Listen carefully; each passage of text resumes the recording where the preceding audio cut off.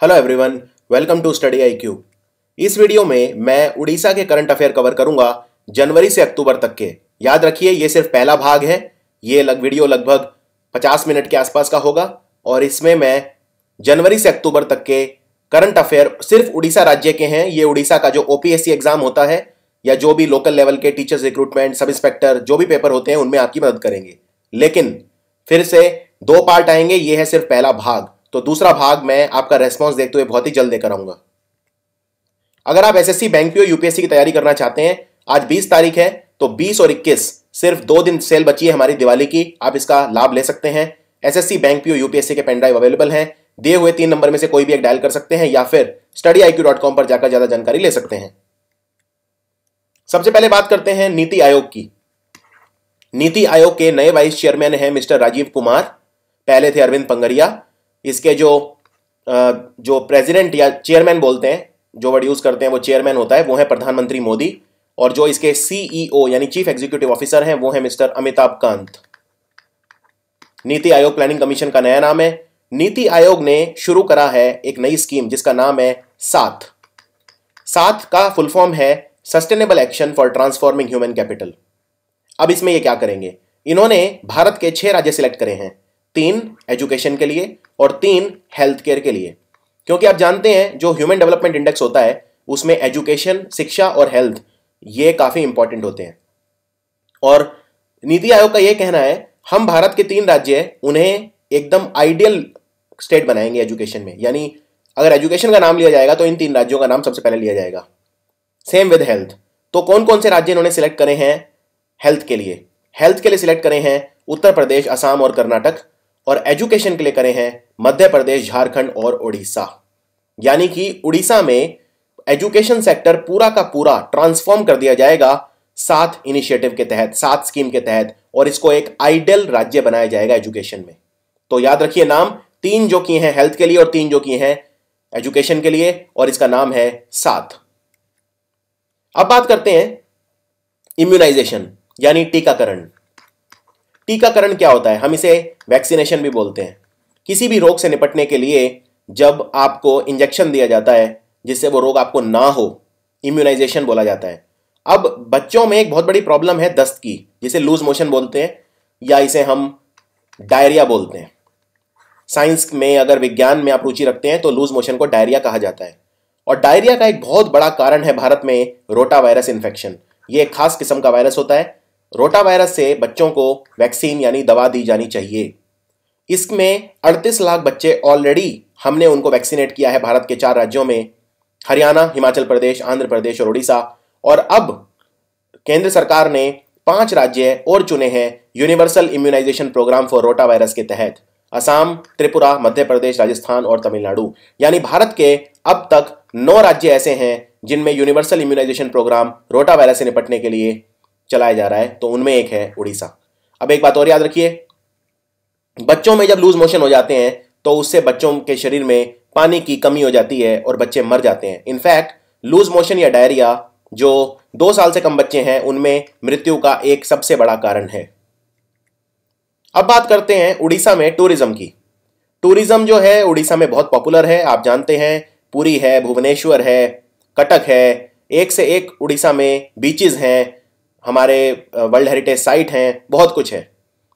3 scheme हैं जो tourism के लिए चलाई जा रही है केंद्र सरकार द्वारा। एक है स्वदेश दर्शन, एक है प्रसाद और एक है हृदय।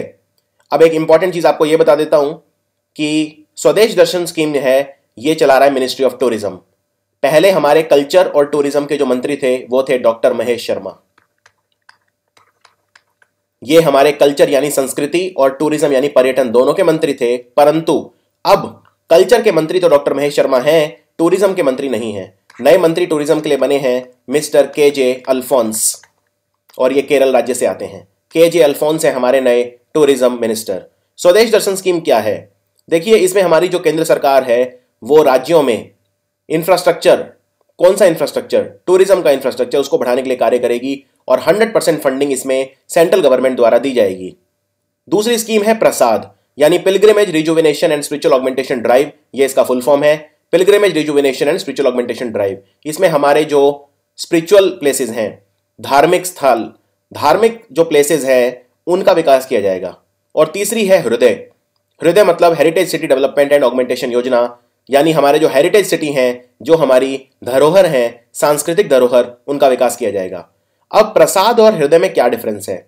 देखिए, स्वदेश दर्शन और प्रसाद को चला रहा है मिनिस्ट्री ऑफ टूरिज्म, लेकिन heritage city development and augmentation योजना हृदय को चला रहा है अर्बन डेवलपमेंट मिनिस्ट्री। और हमारे अर्बन डेवलपमेंट मंत्री भी नए बने हैं, इनका नाम है हरदीप पुरी।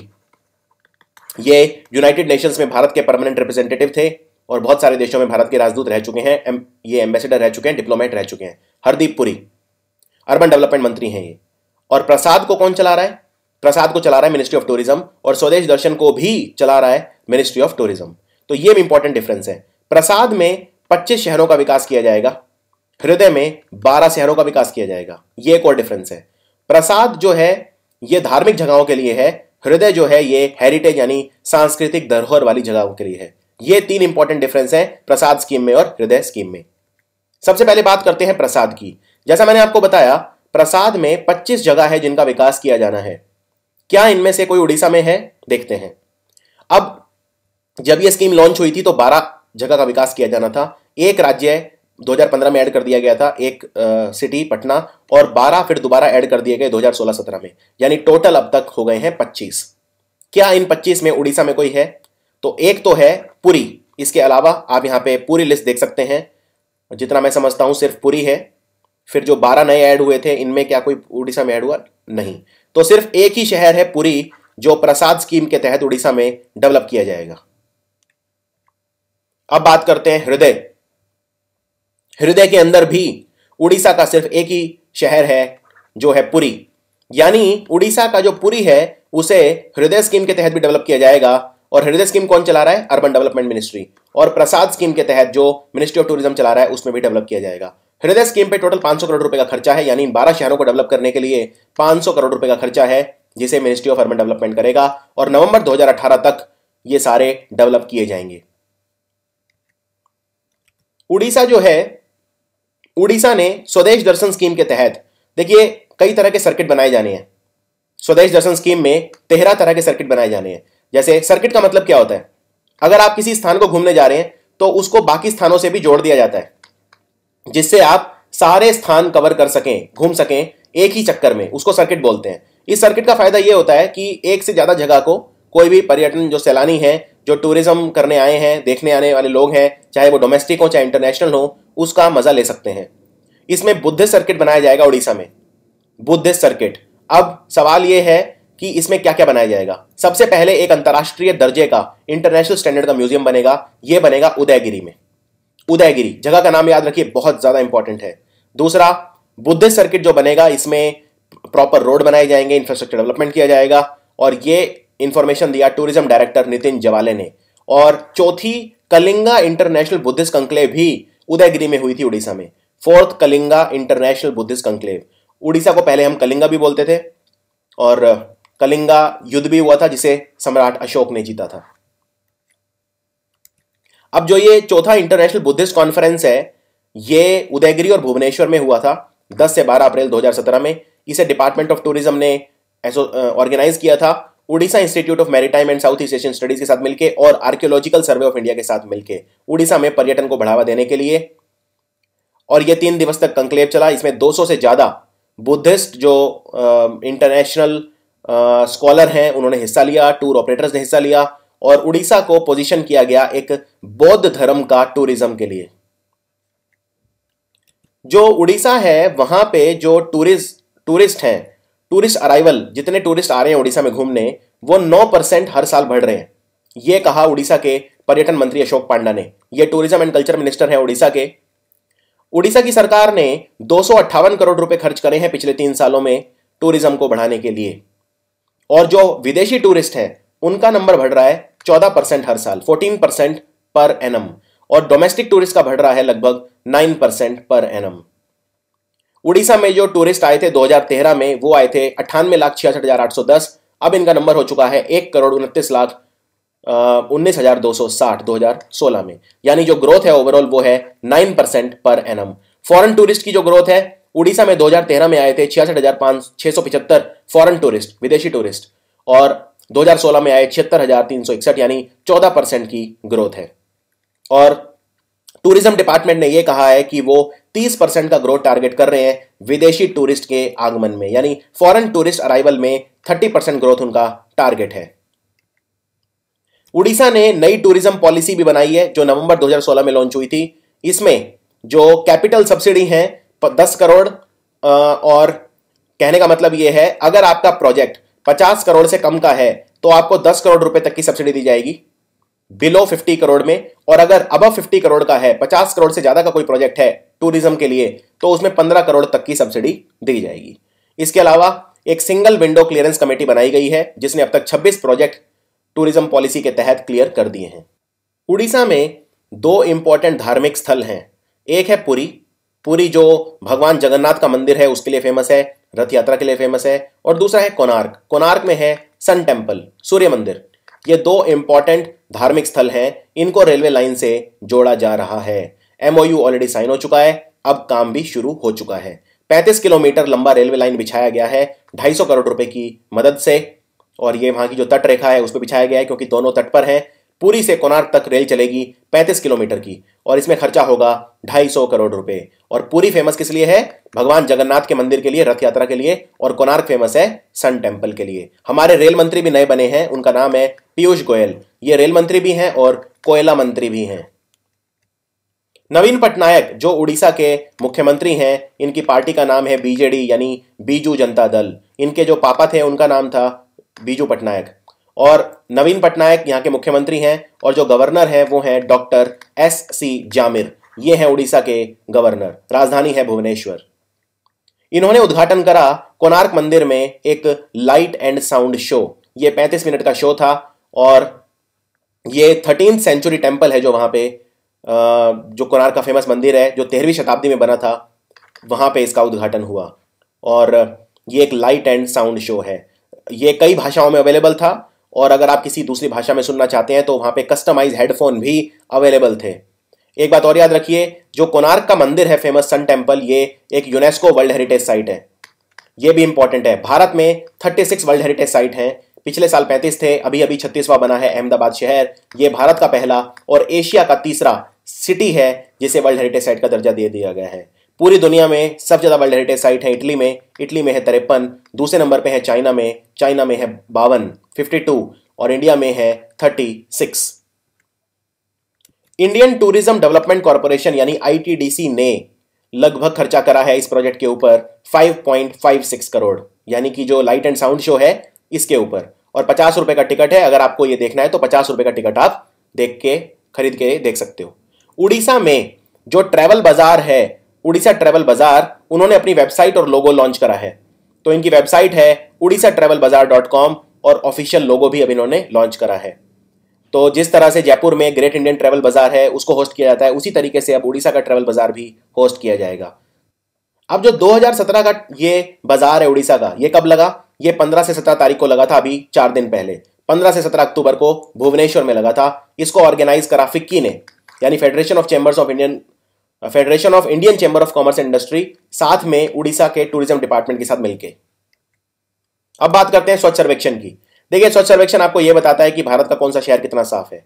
टोटल 434 शहरों ने पार्टिसिपेट करा स्वच्छ सर्वेक्षण में, और इसमें 3 तरह का स्कोर लिया जाता है। एक तो नागरिकों से पूछा जाता है कि आपका शहर कितना साफ है, जाकर खुद चेक किया जाता है, और म्युनिसिपैलिटी भी अपना सेल्फ डिक्लेरेशन करती है, यानी बताती है हमारे हिसाब से कितना साफ है। तीनों का जो स्कोर है मिला के एक कंबाइंड स्कोर आता है, और वो ये बताता है स्वच्छ सर्वेक्षण का स्कोर कितना है। भारत का पिछले साल यानी 2016 में और 2015 में सबसे साफ शहर था मैसूरू, यानी मैसूर कर्नाटक में, लेकिन इस साल ये 5वें नंबर पर खिसक गया। तो ये है भारत के जो सबसे साफ सुथरे 12 शहर हैं 434 में से।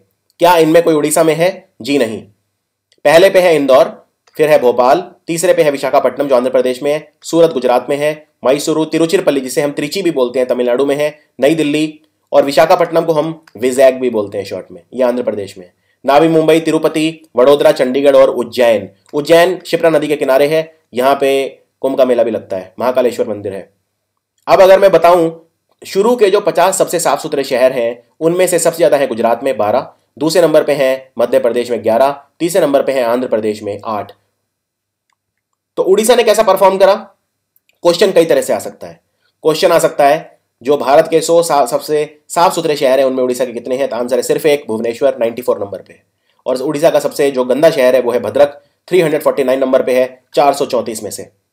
तो ये है उड़ीसा की रैंकिंग। भुवनेश्वर 94, राउरकेला 168, बरहामपुर 187, बालासोर 190, पुरी 194, कटक 204, बारीपाड़ा 261, संबलपुर 322 और भद्रक है 349।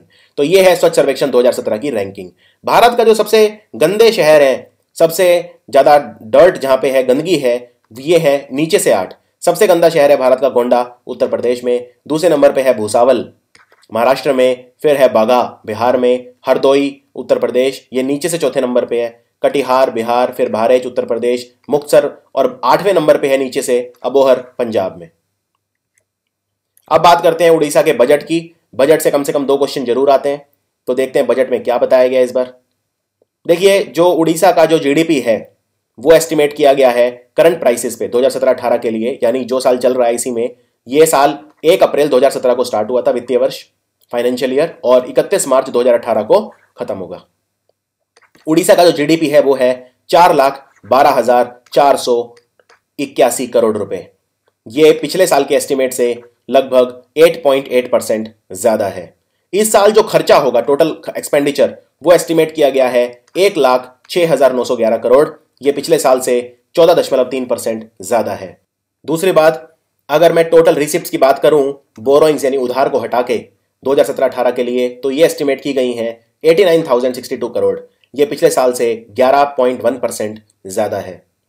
और रेवेन्यू सरप्लस कितना है? रेवेन्यू सरप्लस जो इस फाइनेंशियल ईयर के लिए टारगेट किया गया है वो है 6694 करोड़, यानी ये 1.6% ऑफ द स्टेट जीडीपी है। फिस्कल डेफिसिट की बात करते हैं। देखिए, डेफिसिट क्या होता है?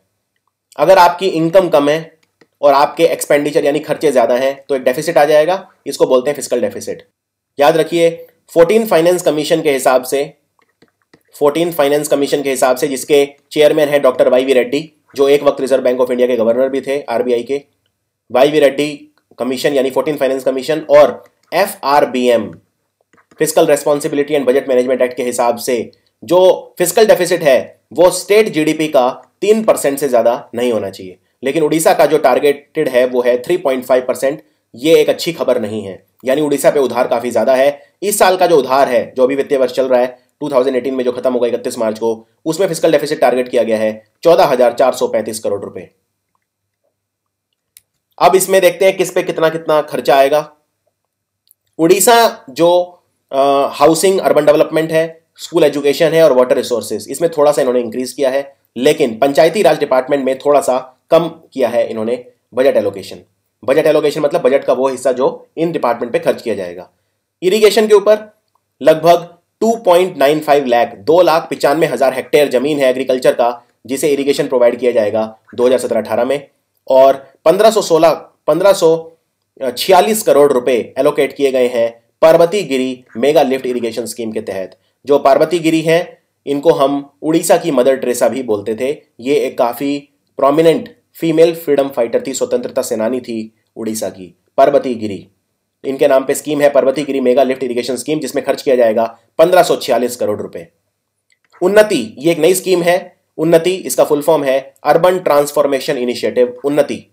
ये प्रपोज की गई है। इसमें हमारे जो अर्बन रोड है, यानी जो शहरों के अंदर रोड है, उनको इंप्रूव किया जाएगा, उनको ठीक किया जाएगा और दूसरी चीजें भी इंप्रूव की जाएंगी रोड्स की। इस पे टोटल खर्चा आएगा 294 करोड़ रुपए। मेडिकल एजुकेशन के ऊपर 400 करोड़ रुपए खर्च किया जाएगा उड़ीसा में नए मेडिकल कॉलेजेस बनाने में और डॉक्टर्स की संख्या बढ़ाने में। Buxi Jagabandhu assured water supply to habitation यानी बसुधा प्रोजेक्ट पे 315 करोड़ रुपए और 750 करोड़ रुपए खर्च किए जाएंगे। 315 करोड़ खर्च किए जाएंगे शहरों में पानी की सप्लाई को बढ़ाने के लिए और 750 करोड़ किए जाएंगे गांवों में पानी की सप्लाई को बढ़ाने के लिए बसुधा प्रोग्राम के तहत। और ये कौन थे? बक्सी जगबंधु। जगबंधु जो थे ये कमांडर थे। कमांडर को हम बोलते हैं बख्शी। किसके कमांडर थे? जो किंग ऑफ खोरडा है, खोरडा का राजा, उसके कमांडर थे ये भारत के सबसे पहले फ्रीडम फाइटर्स में से एक थे। और जो पाइका रिबेलियन हुई थी उड़ीसा में, ये इन्हीं की अगुवाई में हुई थी, इन्हीं की लीडरशिप में हुई थी 1817 में। याद रखिए, ज्यादातर किताबें ये बोलती हैं कि 1857 की जो जंग थी, 1857 फ्रीडम स्ट्रगल, वो भारत की पहली फ्रीडम स्ट्रगल थी, लेकिन इससे 40 साल पहले 1817 में हुई थी फर्स्ट फ्रीडम स्ट्रगल। और जो उड़ीसा की सरकार है उन्होंने हमारी केंद्र सरकार को लेटर लिखा है कि आप जो पाइका रिबेलियन है उसे भारत की फर्स्ट ऑफिशियल फ्रीडम स्ट्रगल का दर्जा दे दीजिए, उसे प्रोवाइड करिए, क्योंकि ये अनफेयर है उड़ीसा के साथ। Integrated financial management system, Orissa का जो सरकारी खर्च होता है उसके लिए एक मैनेजमेंट सिस्टम है, Orissa public expenditure management system IFMS, जो इलेक्ट्रॉनिक रिसिप्ट देता है कोई भी अगर खर्चा होता है और ज़्यादा ट्रांसपेरेंट बनाने के लिए, उसका भी प्रोविजन है। और NREGA कॉर्पस, यानी कि जो national rural employment guarantees act है, जो कम से कम आपको 100 दिन का काम देती है, Mahatma Gandhi national rural employment guarantee act, उस पर 300 करोड़ रुपए का जो खर्चा है वो प्रपोज किया गया है। उड़ीसा में एक डिस्ट्रिक्ट है बारगढ़, तो बारगढ़ का जो डिस्ट्रिक्ट है, सिटी है, वो मथुरा का शहर बन जाता है। एक त्योहार होता है, 11 दिन तक चलता है। ये दुनिया का सबसे बड़ा ओपन एयर थिएटर फेस्टिवल है। इसको बोलते हैं रेन ऑफ किंग कंस, यानी किंग कंस जो थे उनका शासन। ये भगवान कृष्ण के मामा थे किंग कंस। और धानु यात्रा की शुरुआत होती है बारगढ़ डिस्ट्रिक्ट से। इसमें कृष्ण लीला दिखाई जाती है मथुरा में, और 4 प्लेस हैं गोपापुर में, वहां पर। इसमें जैसा मैंने बताया बारगढ़ जो है ये मथुरा बन जाती है, और जो रिवर जीरा है ये यमुना बन जाती है, और अंबापाली जो है, जो जीरा नदी के दूसरे छोर पर है, वो गोपापुर बन जाता है। तो ये एक सिंबॉलिक रिप्रेजेंटेशन है, क्योंकि जो भगवान कृष्ण थे उन्होंने अपने मामा कंस का वध किया था, कंस को मार दिया था। तो ये काफी सिग्निफिकेंट है। ये दिखाता है कि सच्चाई की जीत होती है बुराई पे। और दूसरी बात, पोस्ट इंडिपेंडेंस जो ब्रिटिश का रूल खत्म हुआ था, ये उसका भी सिंबॉलिक है। तो ये काफी इंपॉर्टेंट फेस्टिवल है, याद रखिए। इसमें बारगढ़ बन जाता है मथुरा, जीरा नदी बन जाती है यमुना, और अंबापाली जो है वो बन जाता है गोपापुर। उड़ीसा में चिल्का लेक है। चिल्का लेक जो है, याद रखिए, ये बहुत इंपॉर्टेंट है, क्योंकि चिल्का लेक भारत का सबसे बड़ा लगून लेक है, या आप इसे ये भी बोल सकते हैं सबसे बड़ा सॉल्ट वाटर लेक है। ब्रैकिश वाटर लेक भी बोलते हैं इसे, ब्रैकिश वाटर यानी सॉल्ट वाटर, नमकीन पानी का लेक है चिल्का लेक, भारत का सबसे बड़ा है, याद रखिए। अब जो एनुअल सेंसस है पक्षियों के लिए, वो कंडक्ट किया गया wild life wing of the forest department द्वारा और चिल्का वाइल्ड लाइफ DFO द्वारा, जिसे डिस्ट्रिक्ट फॉरेस्ट ऑफिसर बोलते हैं। इनके हिसाब से जो पिछला साल है उससे मुकाबला अगर करें तो 88,264 पक्षी ज्यादा आए इस बार। यानी जो माइग्रेटरी बर्ड है, माइग्रेटरी बर्ड मतलब जो दूसरे देशों से या जो भारत के दूसरे शहरों से उड़ीसा में आते हैं, दूसरे राज्यों से आते हैं और बहुत लंबा डिस्टेंस ट्रेवल करके आते हैं, चिल्का लेक पर आते हैं, उनका नंबर काफी ज्यादा बढ़ रहा है। तो टोटल 176 स्पीशी यानी 176 अलग अलग प्रजातियां माइग्रेटरी बर्ड्स की देखी गई इस बार चिल्का लेक के ऊपर। और ये बहुत ज्यादा इंपॉर्टेंट है क्योंकि ये लेक बहुत बड़ा है, 11,000 स्क्वायर किलोमीटर एरिया में ये फैला हुआ है। तो बर्ड सेंसस किया गया और इसके हिसाब से चिल्का लेक में काफी ज्यादा नंबर बढ़ रहा है। उड़ीसा में एक बीच है जिसे बोलते हैं गहिरमठ बीच। गहिरमठ बीच, याद रखिए, गहिरमठ बीच पे मिलते हैं आपको एक खास तरह के कछुए, इन्हें बोलते हैं ऑलिव रिडली टर्टल्स। ये एक एग्जाम में आ सकता है। और ये टर्टल इतने पॉपुलर हैं कि इस बार भुवनेश्वर में हुई थी Asian athletics championship. Asian athletics championship, उसका जो मैस्कॉट था यानी शुभांकर था, वो था ओली, OLLY ओली, और ये एक ऑलिव रिडली टर्टल है। मैस्कॉट का मतलब होता है एक लोकल जानवर जो उस जगह की संस्कृति दिखाता है। तो उड़ीसा जाना जाता है अपने ऑलिव रिडली टर्टल के लिए। गहिरमठ बीच पे मिलते हैं। गहिरमठ बीच पे एक साथ आपको लाखों टर्टल्स दिखाई दे सकते हैं। उड़ीसा में एक नदी है जिसको बोलते हैं महानदी, और इस महानदी को लेके उड़ीसा और छत्तीसगढ़ में लड़ाई चल रही है। महानदी एरिया को लेके, महानदी के पानी को लेके। और महानदी जब बंगाल की खाड़ी में यानी बे ऑफ बंगाल में मिलती है तो डेल्टा बनाती है। महानदी डेल्टा एरिया में एक पार्क है, नेशनल पार्क, राष्ट्रीय उद्यान उड़ीसा में, जिसको बोलते हैं भीतरकनिका। भीतरकनिका नेशनल पार्क कहां पे है? महानदी डेल्टा एरिया में है। और जहां भी डेल्टा होता है वहां पे एक खास तरह के पेड़ होते हैं जिन्हें बोलते हैं मैंग्रोव्स। मैंग्रोव्स, भारत में सबसे बड़ा जो मैंग्रोव फॉरेस्ट है, भारत का ही नहीं पूरी दुनिया का, वो है सुंदरबन जो बंगाल में है। केंद्र सरकार ने ये एक मंजूरी दे दी है। उड़ीसा की विधानसभा ने एक अमेंडमेंट बिल प्रस्तुत किया था, वहां पे शेड्यूल कास्ट, देखिए एक होता है शेड्यूल कास्ट यानी अनुसूचित जाति, और एक होता है शेड्यूल्ड ट्राइब यानी अनुसूचित जनजाति। तो शेड्यूल्ड कास्ट स्टेटस दिया है उड़ीसा ने वहां की 2 कास्ट को। इसके लिए इन्होंने अमेंडमेंट किया है और केंद्र सरकार ने मंजूरी दे दी है। अब सवाल यह है कि कौन सी कास्ट है उड़ीसा में, कौन सी कास्ट है जिनको शेड्यूल कास्ट का स्टेटस दे दिया है? तो ये 2 हैं, एक तो है सुआलगिरी और एक है स्वालगिरी। सुआलगिरी और स्वालगिरी कास्ट यानी जाति, इसे शेड्यूल कास्ट का दर्जा दे दिया है। This is very very important. दूसरी बात, उड़ीसा में एक कास्ट है जिसको बोलते हैं सबाखिया। तो सबाखिया, सुआलगिरी और स्वालगिरी को सबाखिया बोला जाएगा अब से, और ये शेड्यूल कास्ट के सीरियल नंबर 79 लिस्ट में आ गई हैं अब से। और इसी अमेंडमेंट के तहत पौंडीचेरी का नाम पलट के भी पुडुचेरी कर दिया केंद्र सरकार ने। लेकिन ये हमारे लिए उतना इंपॉर्टेंट नहीं है। हमारे लिए इंपॉर्टेंट ये है कि सुआलगिरी और स्वालगिरी को सबाखिया कास्ट बोला जाएगा और ये शेड्यूल कास्ट के अंदर आ गए हैं। इन्हें प्रणब मुखर्जी जो हमारे राष्ट्रपति थे उस वक्त, अब तो रामनाथ कोविंद है, प्रणब मुखर्जी भारत के 13वें राष्ट्रपति थे, रामनाथ कोविंद 14वें राष्ट्रपति हैं। प्रणब मुखर्जी ने भी इन्हें अपनी मंजूरी दे दी है। अब ये बन गया है लॉ। आप जानते हैं जब बिल होता है पहले ये स्टेट असेंबली विधानसभा पास करती है, फिर प्रेसिडेंट के सिग्नेचर हो जाते हैं। सेम के सेंटर में होता है, तब आपको वहां से सेंटर से पास कराना पड़ता है, लोकसभा राज्यसभा से, और फिर जब प्रेसिडेंट उस पर अपने साइन कर देता है तो वो बन जाता है एक्ट, वो कानून बन जाता है। तो इसे राज्यसभा ने भी पास कर दिया था, लोकसभा ने भी पास कर दिया था, और अब सुआलगिरी और स्वालगिरी बन गई हैं शेड्यूल कास्ट। सुदर्शन पटनायक ने गिनीज वर्ल्ड रिकॉर्ड बनाया था, अब वो टूट गया है। याद रखिए, टूट गया है। इन्होंने दुनिया का सबसे ऊंचा मिट्टी का पुतला बनाया पुरी बीच, जो पुरी में है, पुरी के बीच पर। सुदर्शन पटनायक और एक और नाम याद रखिए, मानस साहू। मानस साहू और सुदर्शन पटनायक ये उड़ीसा के 2 सबसे जाने माने सैंड आर्टिस्ट हैं। बहुत इन्होंने रिकॉर्ड बनाए हैं, बहुत इन्होंने चैंपियनशिप जीती हैं। और सुदर्शन पटनायक ने पुरी बीच पे बनाया था दुनिया का सबसे बड़ा मिट्टी का पुतला, लेकिन अब ये रिकॉर्ड टूट गया है। ये मिट्टी का पुतला 48 फीट ऊंचा और 8 इंच 48 फीट और 8 इंच इसकी हाइट थी, यानी मीटर में देखें तो 14.84 मीटर।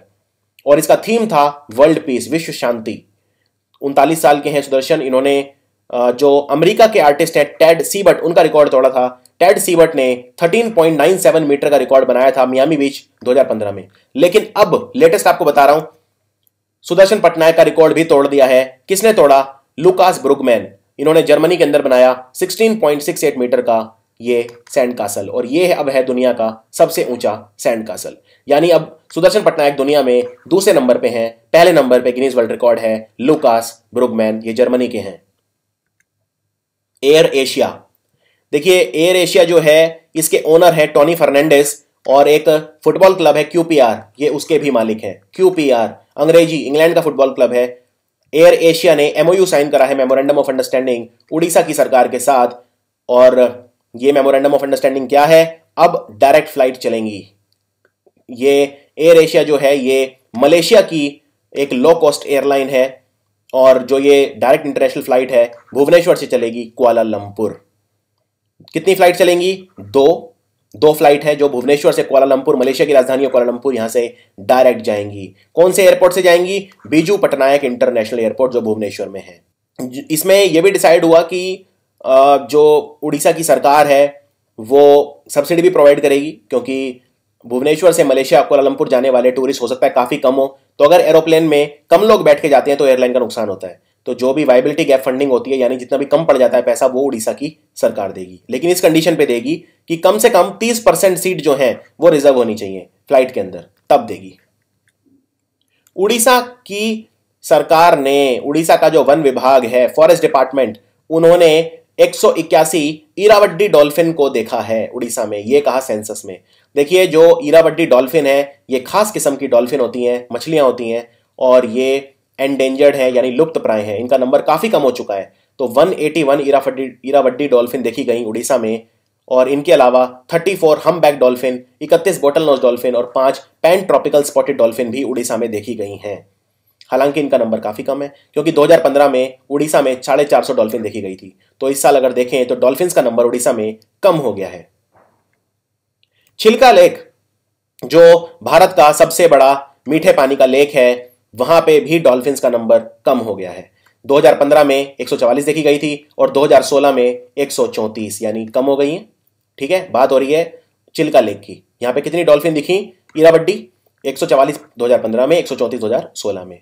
और भीतरकनिका नेशनल पार्क में कितनी देखी गई? 55 डॉल्फिन, और ये भी कम थी क्योंकि 2015 में देखी गई थी 58। और भद्रक वाइल्ड लाइफ सेंचुरी में सिर्फ 5 इरावड्डी डॉल्फिन देखी गई हैं। मशहूर उड़ीसा के एजुकेशनिस्ट और इतिहासकार, लिटरेचर यानी कि लेखक पठानी पटनायक, इनका निधन हो गया। इन्होंने 50 किताबें लिखी, बहुत सारी उड़िया भाषा में, और उड़ीसा का लिटरेचर, शॉर्ट स्टोरी लिखी, कविताएं लिखी। उड़ीसा के बहुत ही मशहूर थे पठानी पटनायक। उड़ीसा की सरकार ने वो महिलाएं जो काफी स्ट्रेस में है, तनाव में है, डिस्ट्रेस्ड वुमेन, उनके लिए एक हेल्पलाइन नंबर खोजा है, चलाया है, वो है 181। ये 24/7 काम करेगा। अगर आप किसी भी तरह की हेल्प चाहते हैं, जैसे मेडिकल, लीगल, कोई कानून संबंधी, हेल्थ संबंधी, आप किसी भी तरह के स्ट्रेस में है, डिस्ट्रेस में है, तो फिर आप 181 डायल कर सकते हैं। इसके अलावा पंचायती राज में और गवर्नमेंट जॉब्स ने उड़ीसा की सरकार ने 50% रिजर्वेशन वुमेन को दिया हुआ है। मैं रिपीट करता हूं, सरकारी नौकरियों में, गवर्नमेंट जॉब्स में और पंचायती राज इंस्टीट्यूशंस में 50% रिजर्वेशन उड़ीसा की सरकार ने महिलाओं को दिया हुआ है। 50 लाख वुमेन है उड़ीसा में जिन्हें मिशन शक्ति के तहत फायदा पहुंचा है, जिनका सोशियो इकोनॉमिक स्टेटस यानी फाइनेंशियल और सामाजिक स्टेटस इंप्रूव हुआ है, यह कहा नवीन पटनायक ने। उन्होंने यह भी कहा कि 25 लाख महिलाएं हैं उड़ीसा में जिन्होंने 1100 करोड़ रुपए की जिन्हें सहायता दी गई है ममता योजना के तहत, जो प्रेग्नेंट वुमेन के लिए है। ममता योजना प्रेग्नेंट वुमेन के लिए है ये। इसमें 25 लाख वुमेन फायदा उन्हें हो चुका है। टोटल खर्चा 1100 करोड़ रुपए का किया जा चुका है। दूसरी बात, जो ये स्कीम है 181, ये स्टार्ट हुई थी 2013 में, 181 हेल्पलाइन नंबर। और अब जितने भी राज्य हैं भारत के, सब में उन्होंने कहा है उड़ीसा की सरकार ने कि ये हेल्पलाइन नंबर स्टार्ट हो जाना चाहिए। दूसरी बात, 1091 हेल्पलाइन नंबर पुलिस के द्वारा स्टार्ट किया गया है और 10920 helpline number state commission for women के द्वारा भी स्टार्ट किया गया है उड़ीसा में। यानी पुलिस के लिए एक और नंबर है 1091 हेल्पलाइन नंबर, ये पुलिस के द्वारा स्टार्ट किया गया है। और 10920 helpline number again state commission for women के द्वारा भी स्टार्ट किया जा चुका है। ममता स्कीम क्या है देख लेते हैं। 2016 में उड़ीसा की सरकार ने स्टार्ट की थी ममता स्कीम।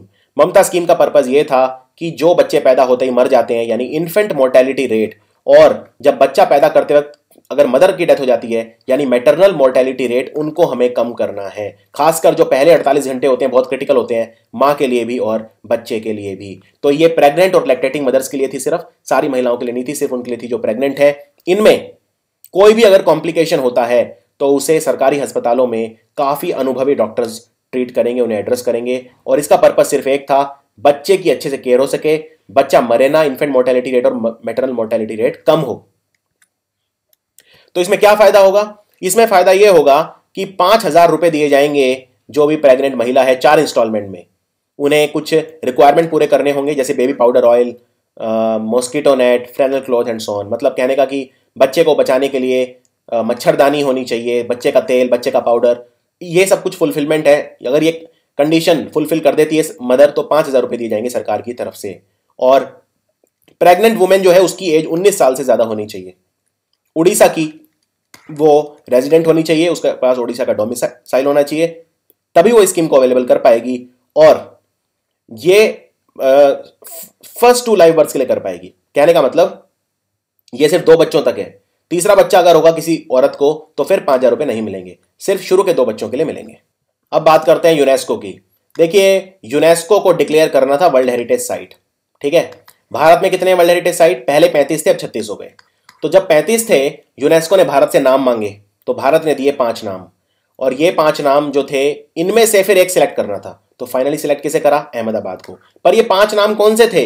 एक था अहमदाबाद का शहर, जिसे फाइनली जो विनर था, दिल्ली हेरिटेज सिटी, जयपुर, एकाम्र श्रेष्ठा, ये टेम्पल सिटी भुवनेश्वर का है, एकाम्रा क्षेत्र, और Victorian and art deco ensemble Mumbai का, विक्टोरियन का और आर्ट डेकोरेशन एंसाम्बल। इन 5 में ये 5 कैंडिडेट थे, तो इन 5 में से एक उड़ीसा का था, और वो क्या था? एकाम्र क्षेत्र। ये टेम्पल सिटी भुवनेश्वर में है, एकाम्र क्षेत्र। लेकिन ये सिलेक्ट नहीं हुआ, फाइनल सिलेक्ट हुआ अहमदाबाद में। और यूनेस्को का हेडक्वार्टर है पेरिस में। पेरिस में 2024 के ओलंपिक खेल खेले जाएंगे और पेरिस में हेडक्वार्टर है OECD का। उड़ीसा ने जो वहां के मशहूर आर्टिस्ट हैं सीताराम स्वैन, उनको सम्मान दिया है। इन्होंने ग्लेड फ्रिच एमर्जिंग आर्टिस्ट 2017 का अवार्ड जीता। ये इन्हें अवार्ड दिया best college art gallery Lado Sarai new Delhi में। इसका नाम है Glenfiddich emerging artist of the year. Orissa के हैं ये, एमर्जिंग यानी उभरते सितारे। ये छठे रेसिपिएंट हैं इस प्रेस्टिजियस अवार्ड के और इन्हें 10 लाख रुपए कैश मिला, साथ में 1,20,000 पर मंथ का इंटरनेशनल अलाउंस मिला है और वर्क अलाउंस मिला है 5 लाख रुपए तक का। इसके अलावा इनका एक सोलो शो होगा आर्ट डिस्ट्रिक्ट 13 2018 में। भुवनेश्वर जो है यहां पे दो टूर्नामेंट होंगे, एक होगा वर्ल्ड हॉकी लीग 2017 और एक होगा 2018 का hockey world cup. This is extremely important और ये इसका फाइनल होगा कलिंगा स्टेडियम में। याद रखिए 2017 men's hockey world league final और मेंस वर्ल्ड कप 2018 दोनों का फाइनल होगा कलिंगा स्टेडियम में। ये इंफॉर्मेशन दी हमारी इंटरनेशनल हॉकी फेडरेशन ने उड़ीसा की सरकार को। और जो men's hockey world league final है ये कब होंगे उड़ीसा में? 1 से 10 दिसंबर। और मेंस हॉकी वर्ल्ड कप 2018 ये होगा नवंबर या अर्ली दिसंबर 2018 में। राबी रे ये लोकसभा की पूर्व स्पीकर थे। राबी रे, इनका निधन हो गया। उड़ीसा में इनका जन्म हुआ था, पुरी में, और कटक में इनका देहांत हुआ है। ये याद रखिए, बहुत ही इंपॉर्टेंट समाजवादी लीडर थे, सोशलिस्ट लीडर थे और केंद्र सरकार में मिनिस्टर भी थे और लोकसभा के पूर्व स्पीकर भी थे। 91 ईयर्स के थे और इनकी वाइफ जो है उनका नाम है डॉक्टर सरस्वती स्वैन। ये संयुक्त सोशलिस्ट पार्टी के लीडर थे लोकसभा में, संयुक्त सोशलिस्ट पार्टी। प्रधानमंत्री मोदी ने भुवनेश्वर में जो स्वतंत्रता सेनानी है, फ्रीडम फाइटर, उनको सम्मानित किया। ये वो फ्रीडम फाइटर हैं जिन्होंने 1817 की पाइका रिबेलियन में हिस्सा लिया था। पाइका रिबेलियन में बता चुका हूं, अंग्रेजों के खिलाफ सबसे पहले जो जंग हुई थी वो हुई थी पाइका रिबेलियन। इसमें एक बात और, 2022 में भारत के 75 ईयर्स पूरे हो जाएंगे इंडिपेंडेंस को।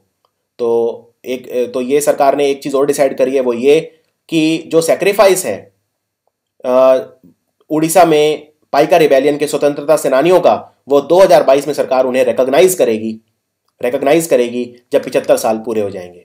और उन्होंने ये भी कहा कि भारत में वर्चुअल म्यूजियम 50 जगह पे सेटअप किए जाएंगे, जिसमें उड़ीसा के जो आदिवासी फ्रीडम फाइटर हैं उनका जो योगदान है हमारी फ्रीडम में, उसको भी दिखाया जाएगा। तो टोटल 50 वर्चुअल म्यूजियम भी स्थापित किए जाएंगे।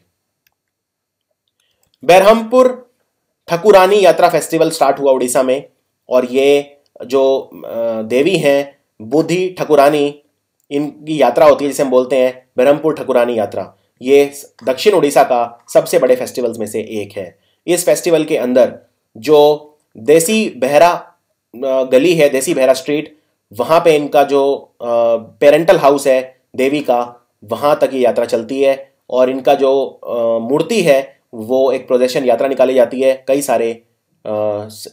सारे स्ट्रीट्स में। और ये बाई एनुअल एक्स्ट्रावेगेंजा होता है, बाई एनुअल है ये फेस्टिवल। और इन्हें जनरली वीविंग कम्युनिटी जो है उड़ीसा की, जिन्हें हम बोलते हैं देवनगिरी, वो मनाते हैं। इसको पी दुर्गा प्रसाद देसी बहेरा ऑर्गेनाइज करते हैं, जिनकी फैमिली जनरेशन से ये फेस्टिवल ऑर्गेनाइज करती आई है। भुवनेश्वर जो है ये भारत का पहला शहर है जिसे मिला है पियर लॉन्फॉ अवार्ड। ये है अवार्ड है क्या? इसे अमेरिकन प्लानिंग एसोसिएशन देती है। पियर लॉन्फॉ इंटरनेशनल प्लानिंग एक्सीलेंस अवार्ड ये होता है कि जो आप जानते हैं भुवनेश्वर जो है ये एक स्मार्ट सिटी बन रहा है और इसमें टेक्नोलॉजी का इस्तेमाल बहुत अच्छा हुआ है लोगों की क्वालिटी ऑफ लाइफ को अच्छा करने के लिए। ये काफ़ी वेल प्लान्ड सिटी है, इसके लिए इसे ये अवार्ड मिला है। और 8 मई 2017 को इसे ये अवार्ड मिला न्यूयॉर्क के अंदर। अगर आपसे कुछ पूछें, एक और इंपॉर्टेंट क्वेश्चन बताता हूं आपको, अगर आपसे पूछें भुवनेश्वर को स्मार्ट सिटी कौन बनाएगा, कौन सा देश, तो आंसर है जर्मनी। देखिए पुडुचेरी, ध्यान से सुनिए, पुडुचेरी, नागपुर और चंडीगढ़, इन्हें स्मार्ट सिटी बनाएगा फ्रांस। ठीक है, चंडीगढ़, नागपुर, पुडुचेरी को बनाएगा स्मार्ट सिटी फ्रांस और जर्मनी बनाएगा स्मार्ट सिटी भुवनेश्वर को, कोची को, केरल में कोची, और कोयम्बटूर को। कोयम्बटूर कहाँ है? तमिलनाडु में। कोची, कोयम्बटूर और भुवनेश्वर को स्मार्ट सिटी बनाएगा जर्मनी और चंडीगढ़, नागपुर, पुडुचेरी को बनाएगा फ्रांस। उड़ीसा ने अपने 4 डिस्ट्रिक्ट्स में, 4 जिलों में स्टार्ट करे हैं बोट एम्बुलेंस। ये वो एम्बुलेंस हैं जो बोट, नाव जिनमें पेशेंट को लेके जाएगी। कहां पे किए हैं ये करे हैं कोरापुट, मलकानगिरी, केंद्रापारा और कालाहांडी डिस्ट्रिक्ट में। कोरापुट वगैरह ये सब नक्सल प्रभावित एरिया है वैसे भी, और यहां पे लोगों को काफी डिफिकल्टी हो रही है हेल्थ सर्विस लेने में, इसलिए बोट एम्बुलेंस स्टार्ट करे हैं।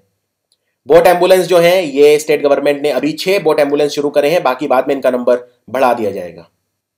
एक इंपॉर्टेंट चीज आपको याद रखनी है, ये जो बोट एम्बुलेंस है इनमें टेक्नोलॉजिकल सपोर्ट कौन प्रोवाइड कर रहा है? तो आंसर है IIT Chennai. IIT Chennai provide कर रहा है टेक्नोलॉजिकल सपोर्ट बोट एम्बुलेंसेस के लिए, जो नाव की एम्बुलेंस है उसके लिए उड़ीसा में। और इसके अलावा जो नॉर्मल एम्बुलेंस होते हैं गाड़ियों वाले, वो भी स्टार्ट हुए हैं 92। तो 92 बेसिक लाइफ सपोर्ट एम्बुलेंस भी उड़ीसा में स्टार्ट हुए हैं, लगभग 21 करोड़ रुपए की लागत से।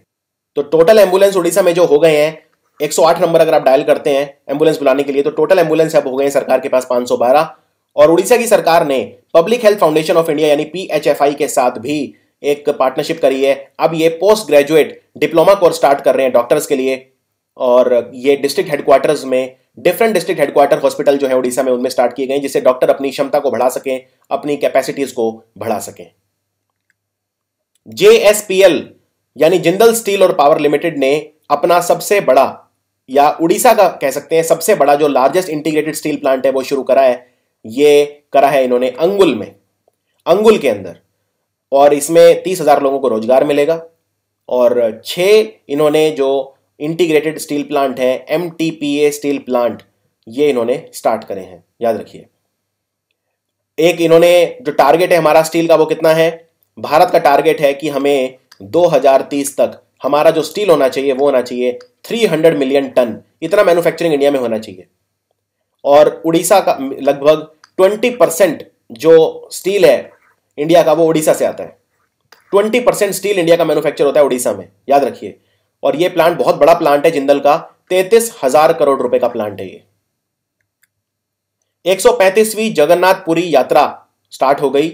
इसमें रथ होता है, रथ खींचते हैं। ये 25 तारीख से स्टार्ट हुई, 25 जून से, और 3 जुलाई को खत्म हुई। ये थी 135वीं जगन्नाथ यात्रा।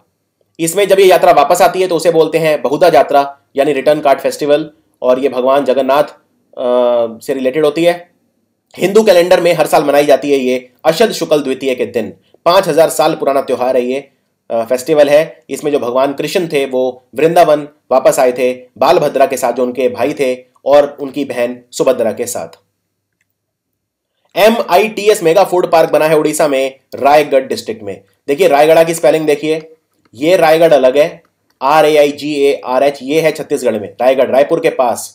रायपुर छत्तीसगढ़ की राजधानी है, लेकिन मैं बात कर रहा हूं रायगढ़ की। ये है उड़ीसा में, यहां पे बना है MITS मेगा फूड पार्क। इसका इनॉग्रेशन करा, उद्घाटन करा हमारी फूड प्रोसेसिंग मिनिस्टर, जिनका नाम है हरसिमरत कौर बादल। भटिंडा से ये लोकसभा MP हैं, और ये अकाली दल पार्टी की हैं, और NDA का हिस्सा है, यानी बीजेपी और फ्रेंड्स नेशनल डेमोक्रेटिक अलायंस का हिस्सा है।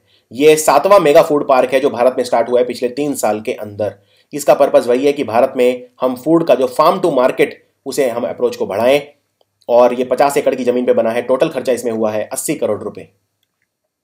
केंद्र सरकार ने इसमें जो फाइनेंशियल असिस्टेंस दिया है वो दिया है 50 करोड़ रुपए इसका, इस प्रोजेक्ट के लिए। यानी जो फूड पार्क बना है इसमें 50 करोड़ रुपए, 80 करोड़ में से लगाए हैं सेंट्रल गवर्नमेंट ने, और बाकी लगाए हैं स्टेट गवर्नमेंट ने।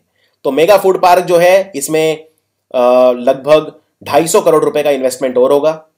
25 से 30 फूड प्रोसेसिंग यूनिट लगेंगे, और इसका टारगेट इन्होंने रखा है लगभग साल में 450 से 500 करोड़ रुपए का टर्नओवर इनका साल में होना चाहिए इसकी मदद से। इसमें कोल्ड स्टोरेज भी बनाया जाएगा, वेयर हाउस बनाया जाएगा, फूड प्रोसेसिंग यूनिट बनेगी, चावल के लिए प्रोसेसिंग कॉम्प्लेक्स बनेगा, काफी सारी चीजें बनेंगी।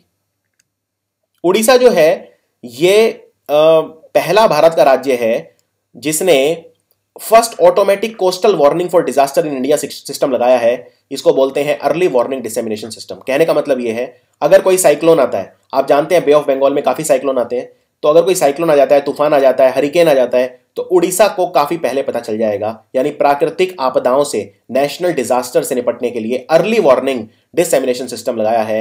ये तट पे लगाया है, उड़ीसा ने अपने कोस्ट पे लगाया है, अपनी बीचेस पे लगाया है, और ये ऐसा करने वाला पहला राज्य बना है। This is very important. इसमें लगभग 122 लोकेशन है जिनसे इंफॉर्मेशन तुरंत टावर लगाए गए हैं 122 लोकेशन पे। इन टावर से इंफॉर्मेशन तुरंत मिल जाएगा। और जितने टूरिस्ट डेस्टिनेशन है अगर वो प्रभावित होते हैं या मछली पकड़ने के जो सेंटर हैं ओशियन में वो प्रभावित होते हैं, उसकी इंफॉर्मेशन भी राज्य को तुरंत मिल जाएगी। इनमें से एक साउंड निकलेगा। ये टावर जो है वार्निंग मिलते ही इनमें साउंड होगा जो 1.5 किलोमीटर के रेडियस में, अगर ये टावर है तो 1.5 किलोमीटर के रेडियस में हर जगह वो आवाज सुनाई देगी। और जो टावर है ये 22 ब्लॉक्स में उड़ीसा के इंस्टॉल किए गए हैं। 6 कोस्टल डिस्ट्रिक्ट्स में किए गए हैं। कोस्टल डिस्ट्रिक्ट मतलब जो समुद्र के किनारे हैं उन डिस्ट्रिक्ट में जहां पे काफी ज्यादा चांस है तबाही का, जैसे बालासोर, भद्रक, जगत सिंहपुर, केंद्रापारा, पुरी और गंजम, इन डिस्ट्रिक्ट में इंस्टॉल किए गए हैं टावर। तो याद रखिए कहां किए गए हैं। और इस पे खर्चा आया है 82 करोड़ रुपीस और इसको फंड करा है वर्ल्ड बैंक ने। तो ये भी पूछ सकते हैं कि उड़ीसा में EVWS है यानी अर्ली वार्निंग डिसेमिनेशन सिस्टम, इस प्रोजेक्ट को किसने फंड किया है? तो आंसर है इसका वर्ल्ड बैंक। उड़ीसा पहला राज्य बना है भारत में जिसमें पशुओं के लिए ब्लड बैंक बना है। तो आपने आदमियों के लिए ब्लड बैंक तो सुना होगा, लेकिन पशुओं के लिए बना है। पशुओं को अगर कोई पशु है उसका एक्सीडेंट हो जाता है, उसको खून की जरूरत पड़ती है, तो अब इस ब्लड बैंक से खून लिया जा सकता है। उड़ीसा भारत में पहला राज्य है जिसने ब्लड बैंक बनाया है कैटल के लिए, पशुओं के लिए। और ये बना है Orissa university of agriculture and technology यानी OUAT, सुरेंद्र नाथ पशुपालक ये वाइस चांसलर है इसके, यहां पे बना है ये। यानी ये जो यूनिवर्सिटी है OUAT, इसके कैंपस के अंदर बना है ये ब्लड बैंक। और इस पे खर्चा हुआ है 3.25 करोड़ यानी 3 करोड़ 25 लाख रुपए। और इसमें 60% जो कॉस्ट है वो लगाई है सेंट्रल गवर्नमेंट ने, और 40% लगाई है उड़ीसा की सरकार ने। एक बच्ची है उड़ीसा की, इसका नाम है पद्माल्या नंदा। इसने जीता है लिटिल मिस यूनिवर्स का इंटरनेट 2017 क्राउन। और लिटिल मिस यूनिवर्स जॉर्जिया में ये हुआ था, इसमें लिटिल मिस यूनिवर्स इंटरनेट 2017 का क्राउन मिला है पद्माल्या नंदा को। और ये सिर्फ 12 साल की बच्ची है, उड़ीसा की है, 8वीं क्लास में पढ़ती है, कटक में। तो कटक की बच्ची है ये, और इसने ये ब्यूटी कॉन्टेस्ट जीता है, याद रखिए। ये जॉर्जिया में हुआ था, अमेरिका में। ललित मोहन दास को मिला है Biju Patnaik award for scientific excellence, यानी साइंस में रिसर्च के लिए, अनुसंधान के लिए, तकनीक के लिए, टेक्नोलॉजी के लिए। तो साइंस एंड रिसर्च में अपनी एक्सीलेंस के लिए मिला है बीजू पटनायक अवार्ड ललित मोहन को। और ये ललित मोहन जो है इन्होंने काफी अच्छा डीप रिसर्च करा है। इसके अलावा प्रदीप कुमार चंद, स्वाति मोहंती और अजय परिदा को मिला है समांता चंद्रशेखर अवार्ड। ये बहुत इंपॉर्टेंट है, याद रखिए सारे नाम। प्रदीप कुमार चंद, स्वाति मोहंती और अजय परिदा को मिला है समांता Chandrashekhar award. Young scientist category में विश्वरंजन पैटल, समांता मोहपात्रा, मिलन कुमार बिस्वाल और स्वरूप कुमार परिदा को मिला है अपने साइंस में अपने योगदान के लिए कैश प्राइज 25,000 रुपीज का। तो सारे नाम याद रखिए। और ललित मोहन दास सबसे इंपॉर्टेंट है, इन्हें मिला है बीजू पटनायक अवार्ड। उड़ीसा की सरकार ने अंतरराष्ट्रीय दर्जे की स्पोर्ट्स सिटी बनाई है। और आप जानते हैं 22वीं एशियन एथलेटिक्स चैंपियनशिप उड़ीसा के अंदर हुई भुवनेश्वर में, और उससे इंस्पायर होके अब उड़ीसा के मुख्यमंत्री नवीन पटनायक ने उद्घाटन करा इंटरनेशनल स्टैंडर्ड स्पोर्ट्स सिटी का। ये बेसिकली आधारशिला रखी है, अभी बनी नहीं है लेकिन बन जाएगी, भुवनेश्वर में ही बनेगी ये। और इसका नाम होगा कलिंगा इंटरनेशनल स्पोर्ट्स सिटी। एक बात और याद रखिए, ये जो कलिंगा इंटरनेशनल स्पोर्ट्स सिटी बनेगी ये तो भुवनेश्वर में बनेगी। इसके अलावा 4 जगह पे उड़ीसा में बनेंगे सैटेलाइट स्टेडियम। सैटेलाइट स्टेडियम कहां बनेंगे? ये बनेंगे कटक में, संबलपुर में, बहरामपुर में और राउरकेला में। कटक, संबलपुर, बहरामपुर और राउरकेला में बनेंगे सैटेलाइट स्टेडियम। नवीन पटनायक ने उड़ीसा का सबसे लंबा जो ब्रिज है, पुल है, उसका उद्घाटन करा। इसका नाम है नेताजी सुभाष चंद्र बोस ब्रिज। ये 2.88 किलोमीटर का ब्रिज है। कौन सी नदी पे बना है? कठाजोड़ी नदी पे बना है। और ये भुवनेश्वर को कनेक्ट करेगा कटाक से। तो कटाक को भुवनेश्वर से ये जोड़ेगा, और इससे दोनों शहरों के बीच में जो डिस्टेंस है वो 12 किलोमीटर कम हो जाएगा। क्योंकि जो नेताजी सुभाष चंद्र बोस हैं उनका जो जन्म है वो हुआ था कटक के अंदर, याद रखिए। और इसके अलावा उन्होंने ये ब्रिज जो है इसकी आधारशिला रखी थी 2011 में, यानी 6 साल में बनके तैयार हो गया ये नेताजी सुभाष चंद्र बोस। ये उड़ीसा का है लॉन्गेस्ट ब्रिज। हमारे एक्स प्रेसिडेंट भारत के प्रणब मुखर्जी, इन्होंने 200th anniversary celebration Paika rebellion की, उनका उद्घाटन करा। मैंने आपको बताया था 1817 में पाइका रिबेलियन हुआ था और 2017 में हो गए 200 साल। तो इसका उद्घाटन करा प्रणब मुखर्जी ने। इसको हम पाइका विद्रोह के नाम से भी जानते हैं। नाल्को और इडको, नाल्को बोलते हैं नेशनल एल्यूमिनियम कंपनी लिमिटेड और इडको बोलते हैं इंडस्ट्रियल इंफ्रास्ट्रक्चर डेवलपमेंट कॉर्पोरेशन यानी इडको, इन दोनों ने मिलकर एक जॉइंट वेंचर लगाया है, अपना एल्यूमिनियम पार्क लगाएंगे अंगुल में। याद रखिए ये पहला ऐसा प्रोजेक्ट है हमारे भारत में जहां पे डायरेक्ट जो मोल्टन एल्यूमिनियम है, मोल्टन यानी जो गला हुआ एल्यूमिनियम है, डायरेक्टली वो हम स्मेल्टर से निकाल सकते हैं। 180 करोड़ रुपए की इन्वेस्टमेंट होगी, 223 एकड़ में ये इंडस्ट्रियल लैंड पे बनेगा। ये बहुत ज्यादा इंपॉर्टेंट है।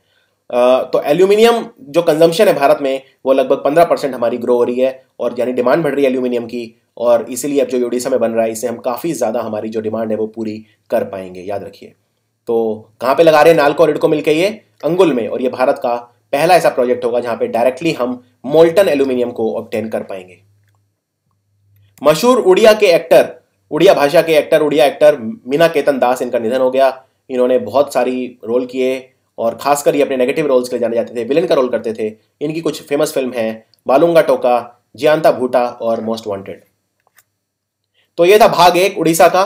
भाग 2 मैं कल लेकर आऊंगा मोस्ट प्रोबेबली। इस वीडियो को जितना हो सके शेयर करिए। उड़ीसा बहुत ही फेवरेट, मेरा एक one of the favourite states है, तो आप जितना हो सके मैं उड़ीसा के स्टैटिक जीके के भी करंट अफेयर बनाऊंगा, और उड़िया भाषा में भी हमने वीडियोस स्टडी IQ पे स्टार्ट कर दिए हैं। Thanks for watching.